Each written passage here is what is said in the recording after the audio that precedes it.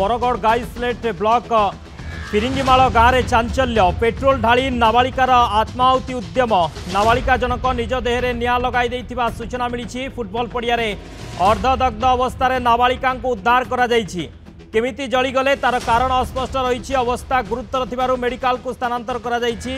ये बड़ खबर नाबालिका निज देहरे निआं लगाई देइछन्ति। बरगढ़ गाइसलेट ब्लॉक फिरिंगीमाल गाँव में चांचल्य पेट्रोल ढाली नाबालिकार आत्माहुति उद्यम नाबालिका जनक निज देहरे निआं लगाई देइथिबा सूचना मिली। फुटबॉल पड़िया अर्धदग्ध अवस्था नाबालिका उद्धार करा जायछि।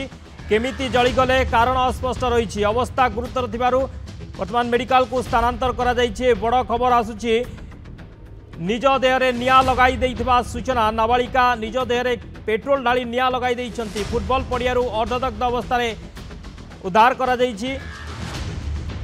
केमिति जलीगले कारण अस्पष्ट कहीं नाबालिका जनक जलीगले ता कारण अस्पष्ट गुरुतर अवस्था मेडिकल वर्तमान स्थानांतर करा जायछि।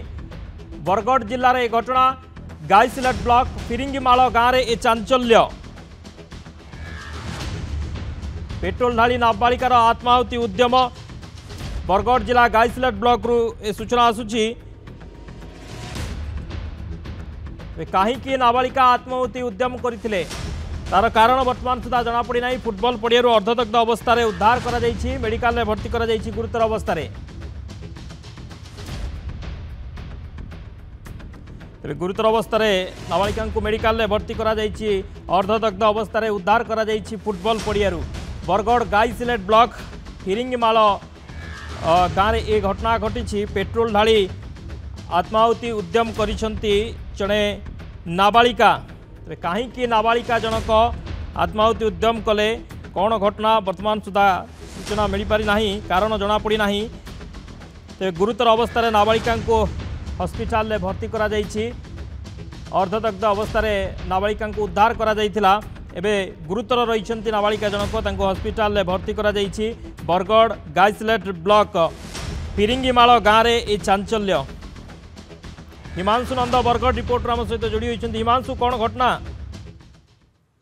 निहाती भावे जो अभावनीय घटनाटी घटी जाइए वर्तमान समय सबुठारे चांचल्य सृष्टि कर देछि। कारण जो नाबालिका जनक अच्छा से मामू घर को आसीथिले एवं मामू घर जो पछपटरे जो रही फुटबॉल पड़िया सेठारे से आत्माहुति उद्यम करिथिबा जहाँ सूचना रही। तेबे पेट्रोल ढाली तेबे क्यों भली परिस्थिति रे से भली गोटे एड़े बड़ कांड भियाइचंती बोली समस्ते वर्तमान प्रश्न करुचंती। तेबे तांकर जो शरीर अच्छी प्रायतः पड़ी जाइए एवं प्रायतः पड़ी जावा परे तांको शरीर को जो अर्धदग्ध अवस्था रे पड़ी जाइए एवं से पड़ी जाइतिबा शरीर को देखिचंती समस्ते। एवं सही समय लोके तांको वर्तमान समय लोकों पाखरे खबर आसीबार परे समस्ते एम्बुलेंस को जोगाजोग करथिले एवं तांको हॉस्पिटल को स्थानांतर कराइछि। सबुठारो बड़ कथा हैला मामू घर को ये आसीथिले एवं किभली परिस्थिति हैला।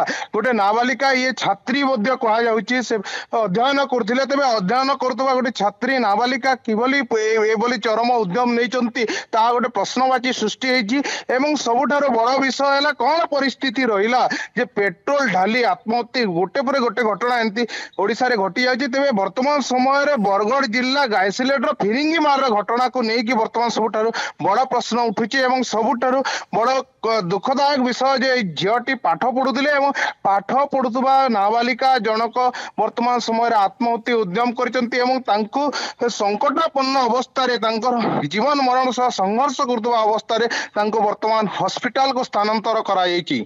हिमांशु कौन सूचना मिलूँ कि कहीं नाबालिका जनक एमती गोटे पदक्षेप नेले कौन घटना घटी मामू घरे रही पाठ पढ़ुले तो घटना कौन किसी जना पड़ुछि?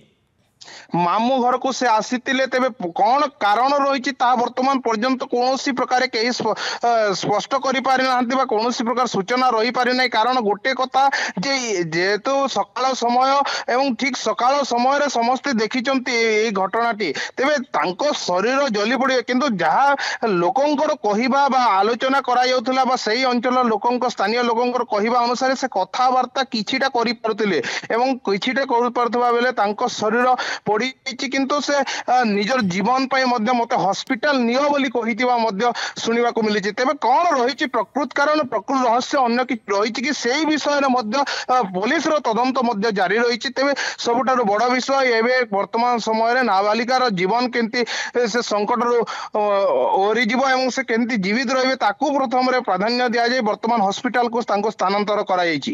ହିମାଂଶୁ ପରିବାର ଲୋକେ କଣ କହୁଛନ୍ତି ନାବାଳିକାଙ୍କ ଯୋଉ ମାମୁଁ ଘର ଲୋକେ କଣ କହୁଛନ୍ତି କିଛି ସେମିତି ଘଟିଥିଲା କି? ନିହାତି ଭାବେ ସମ୍ପର୍କରେ ଅନେକ ପ୍ରକାର ତଥ୍ୟ ସଂଗ୍ରହ କରିବାକୁ ଆମେ ମଧ୍ୟ ଚେଷ୍ଟା କରିଛୁ ଆଉ ଯାହା କହିବା ପୋଲିସ ମଧ୍ୟ ସଂଗ୍ରହ କରୁଛି କିନ୍ତୁ ବର୍ତ୍ତମାନ ଯେହେତୁ ଜୀବନ ମରଣ ସହ ସଂଘର୍ଷ କରୁଛି ନାବାଳିକା ଜଣକ ତେବେ ପ୍ରଥମେ କେହି ଏହା ଉପରେ କୌଣସି ପ୍ରତିକ୍ରିୟା ରଖିପାରି ନାହାନ୍ତି ବା କୌଣସି ଆଲୋଚନା ବର୍ତ୍ତମାନ ହୋଇପାରି ନାହିଁ। ତେବେ ସବୁଠାରୁ ବଡ ବିଷୟ ଯେ ନାବାଳିକାର ଜୀବନକୁ ଯେଭଳି ବଞ୍ଚାଇ ଯାଇପାରିବ ଏବଂ ସେ କିଭଳି ତାମାନେ ସୁରକ୍ଷିତ ରହିବେ ତାକୁ ଗୁରୁତ୍ୱ ନେଇ ଆମ୍ବୁଲାନ୍ସ ଯୋଗେ ବର୍ତ୍ତମାନ ହସ୍ପିଟାଲକୁ ସ୍ଥାନାନ୍ତର କରାଯାଇଛି। କିନ୍ତୁ ପାରିପାର୍ଶ୍ୱିକ ପରିସ୍ଥିତି ଯାହା ଦେଖାଯାଇଛି ଯାହାକି ଗୋଟେ ଫୁଟବଲ ପଡିଆରେ କିଭଳି ଯାହାକି ମାମୁଁ ଘର ପଛପଟ ଦେଇକି ସେ ଫୁଟବଲ ପଡିଆ ଅଛି ଏବଂ ସେଇ ସ୍ଥାନରେ ସେ ଯାଇକି କିଭଳି ଏଭଳି ଗୋଟେ ପେଟ୍ରୋଲ ଢାଲି ହେଇ ଉଦ୍ୟମ କରିଛନ୍ତି। ତେବେ କାହିଁକି ଏବଂ କିଭଳି ପରିସ୍ଥିତି ବା ମାନସିକ କିଭଳି ଭାରସାମ୍ୟ ଆସିଲା କି କଣ ପରିସ୍ଥିତି ରହିଲା ନା କୌଣସି ଚାପ ପଡିଥିଲା ସବୁ ବିଷୟର ତନାଘନା ପୋଲିସ କରୁଛି ଏବଂ ଏହା ଉପରେ ନିଶ୍ଚୟ ଗୋଟେ କଣ ରହିଛି ତାହା ଆଉ କିଛି ସମୟ ପରେ ନିଶ୍ଚୟ ସ୍ପଷ୍ଟ ହେବ ବୋଲି ଆଲୋଚନା କରାଯାଉଛି। ତେବେ ଏତେ ବଡ ଘଟଣା କିପରି ଘଟିଲା କାରଣ ମାମୁଁ ଘରକୁ ଆସିଥିଲେ ମାମୁଁ ଘରକୁ ଆସିଥିବା ସମୟରେ ଏଭଳି ଚରମ ପଦକ୍ଷେପ ନେବା ଘଟଣାକୁ ବର୍ତ୍ତମାନ ସବୁଠାରେ ଗୋଟେ ବଡ ପ୍ରଶ୍ନ ରହୁଛି।